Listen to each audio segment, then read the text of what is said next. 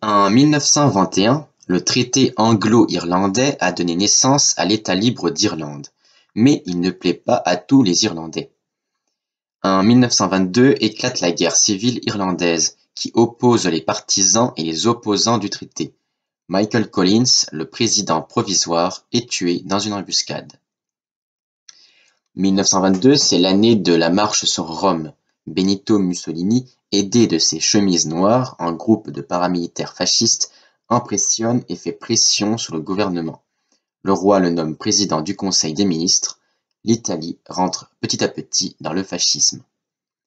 En Russie soviétique, Joseph Staline devient le secrétaire général du comité central du Parti communiste de la RSFSR. La RSFSR est remplacée par l'URSS, l'Union des républiques sociales soviétiques.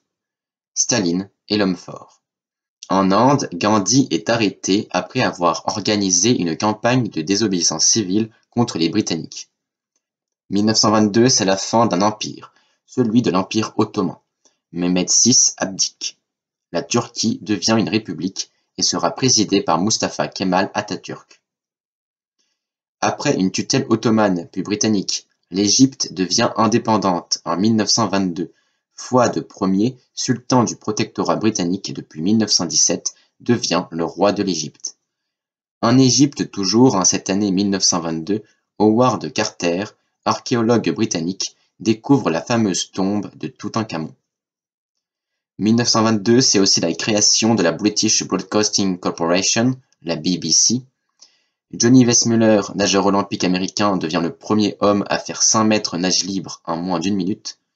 Et Fridtjof Nansen, l'explorateur polaire norvégien, obtient le prix Nobel de la paix pour son travail au nom des victimes déplacées de la Première Guerre mondiale.